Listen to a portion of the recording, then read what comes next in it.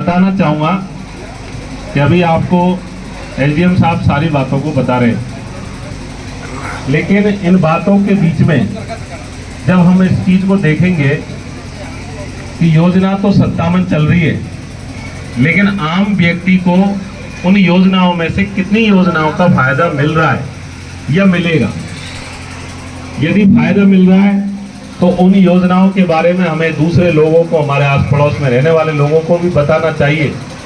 और यदि नहीं मिल रहा है और जानकारी का अभाव है तो जो भी अधिकारी गण यहाँ बैठे हुए इन योजनाओं के संचालन की जिनके पास जिम्मेदारी है, उनसे आप सबको पूछना चाहिए कि ये योजना में कौन व्यक्ति तो पात्र है, यदि पात्र है तो उसके लिए क्या क्या कागजातों की आवश्यकता है, मैं क्या कागज आपको दूं, डॉक्यूमेंट्स आपको दूं, जिससे मुझे इस योजना का लाभ मिल जाए।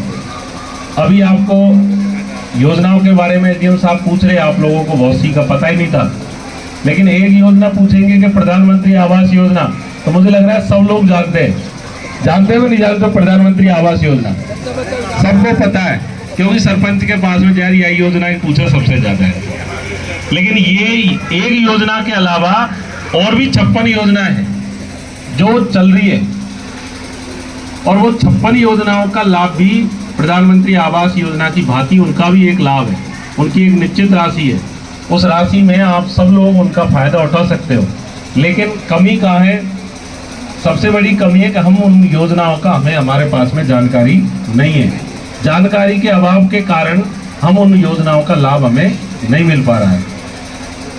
विकसित भारत, संकल्पित भारत की ये जो यात्रा चल रही है, जब 2014 के अंदर देश के प्रधानमंत्री जी दिल्ली में बैठे, उस समय उन्होंने ये तय किया कि जब देश 2047 के अंदर 100वां आज़ादी का महोत्सव मना रहा होगा, 100वीं वर्षगांठ स्वतंत्रता दिवस की मन रही होगी, तो हमारा देश विकासशील देश की श्रेणी में से विकासशील, अभी हम लोग किसमें विकासशील देशों में हमारी गिनती होती है। इस विश्व के अंदर 209 देश होते हैं 209 देश। उन 209 देशों में से हमारा जो नंबर है, ना तो हम ऊपर में ना हम नीचे में, मध्यम में लटके हुए हैं अभी। अब प्रधानमंत्री जी का मानना ये है कि हमको इस मध्यम में से निकलकर उस श्रेणी में जाना चाहिए जहां विकसित देश दौड़ लगा रहे हैं। तो विकसित देश बनने के लिए जो एक प्राइमरी आवश्यकता होती है कि प्रति व्यक्ति की आय का स्रोत एक क्राइटेरिया होता है विश्व के अंदर, इतनी तो उसकी आय होनी चाहिए। उसका स्वास्थ्य का जो है वो स्वास्थ्य का संचालन, उसमें मेडिकल की व्यवस्था उस देश के अंदर बेहतर होनी चाहिए, दूर संचार की व्यवस्था बेहतर होनी चाहिए, तकनीकी जो भी व्यवस्था है वो बेहतर होनी चाहिए।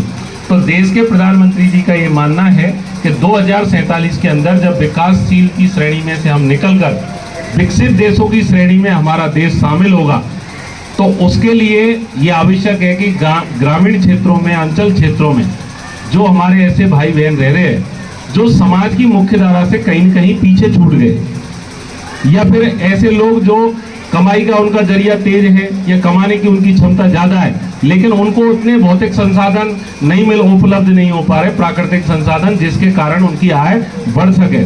तो उनको इस समाज में बराबर से चलने के लिए, बराबर से मुख्य धारा में लाने के लिए, इस देश के अंतिम पंक्ति में बैठे हुए व्यक्ति को आगे लाने के लिए उन्होंने ये योजनाओं का संचालन किया। ये 57 योजनाएं वर्तमान में चल रही है, और उनका उद्देश्य है कि विकसित भारत संकल्प यात्रा के माध्यम से प्रत्येक ग्राम पंचायतों में जाकर आम जन को, ग्रामीण को इन योजनाओं के बारे में संपूर्ण जानकारी दे, ताकि आप सब लोग इन योजनाओं का लाभ ले सके। और लाभ लेने के बाद में, जैसे अभी बता रहे थे कि मातृत्व के लिए कितना 5,000 रुपये, 5,000 रुपये जब हमारी बहन बेटी प्रेगनेंसी की अवस्था में होती है तो 5,000 रुपये सरकार उसके लिए दे रही है। बच्चा जब पढ़ने जाएगा तो एजुकेशन लोन के लिए सरकार पैसा दे रही है। पढ़ने के बाद में जब डिग्री हासिल कर लेगा और कोई धंधा रोजगार करना चाहता है तो मुद्रा लोन के माध्यम से आपको सूक्ष्म धंधे, लघु धंधे, मध्यम, इनके लिए सरकार लोन दे रही है। तो हर चीज की जिम्मेदारी सरकार ने, जब बच्चा जन्म लेता है और बड़ा होकर जब रोजगार में जब तक सेट नहीं हो जाता, तब तक की जिम्मेदारी सरकार ने उठाई है। केवल एक जिम्मेदारी नहीं है कि किसी का ब्याह करवा दो, यह जिम्मेदारी सरकार के पास अभी नहीं है। हमको हमारे समय में शायद हो अभी चौड़गांव मिल गो साहब मेरो कनेक्शन करवाओ, मेरो ब्याह नहीं हो, उज्ज्वला योजना केवल महिलाओं के नाम है। तो ये आप सबसे मेरा निवेदन है कि आप सभी इन योजनाओं के बारे में इन अधिकारियों से जानकारी लें, और जानकारी लेने के बाद में इस योजनाओं का लाभ जो हमारा गरीब भाई है उनको उठवाने का प्रयास करें। मान लो आप पात्र नहीं है, आप उस लाइन से बाहर हो, तो उन भाई बहनों को उनको साथ दो जिनको लाइन के अंदर आ रहे हैं, उस बॉटम में खड़े हुए, तो उन लोगों को उसका ज़्यादा से ज़्यादा फायदा मिल जाए, तभी जाकर हमारी सबकी जो संकल्पना है वो मूल रूप से जब ही स्थायी होगी। अब कहीं न कहीं ये बात आती है निकल कर के, साहब हम पीछे से बोल रहे कि अधिकारी बताते भी नहीं है। अधिकारी बताने के अलावा हमारी भी ये कमजोरी है कि हम कभी जाकर उस चीज़ को पूछा ही नहीं हमने जाकर। या फिर समाज में कुछ देखोगे आप गांव में कुछ 2-5 लोग ऐसे होते हैं, वो बहुत तेज होते हैं, उनको सब योजनाओं का पता रहता है और वही योजनाओं का लाभ लेते हैं, और आपको लाभ दिलवावा के लिए बोलेगा पहले लाभ जब दिलवाऊं जब पहले 1000-2000 दे जब आपको लाभ मिले हो। करेंगे नहीं करेंगे, बात सही है। तो आप क्यों दे कोई दूसरा पैसा? आप खुद ही जाने ना, खुद ही सक्षम बने। आप जब आप खुद सक्षम बनेगा तभी तो आपको लाभ मिलेगा। दूसरा के भरोसे प्रधानमंत्री जी कह रहे आत्मनिर्भर भारत। अब आत्मनिर्भर भारत मतलब अपने काम के लिए अपन को स्वयं को निर्भरता किसी दूसरे के ऊपर नहीं रखनी है, सेल्फ डिपेंड बनना है, खुद को खड़े होना है, खुद को जानकारी लेनी है, और उसी उद्देश्य से सब विभागों के अधिकारी यहाँ बैठे हुए हैं। आप सोचो किसी यदि कार्यालय में जाओगे आप, तो आप कितने विभागों के चक्कर लगाओगे जब जाकर इतने अधिकारी एक साथ में मिलेंगे। लेकिन यहाँ तो घर बैठे ही आ रही है गंगा, आप घर बैठे ही इसमें नहा लीजिए, डुबकी लगा लीजिए, योजनाओं के बारे में जानकारी लीजिए, और आपको इसका 100% फायदा मिलेगा, ऐसा हमारा मानना है। यदि कहीं कोई दिक्कत आ रही है, कोई अधिकारी बताने में संकोच कर रहा है, तो एसडीएम साहब बैठे हुए हैं, हम बैठे हुए, हमें बताया आप, और इन योजनाओं का आप जरूर लाभ उठाएं, तभी जाकर आने वाले समय में इन योजनाओं का लाभ जमीन में मिलेगा। तभी वो बनाने वाले जो लोग हैं उनकी जो संकल्पना है वो तभी जाके पूरी होगी, ऐसा मेरा मानना है। आप लोगों ने बहुत बहुत स्वागत किया, सम्मान दिया, उसके लिए बहुत बहुत धन्यवाद। राम राम सर।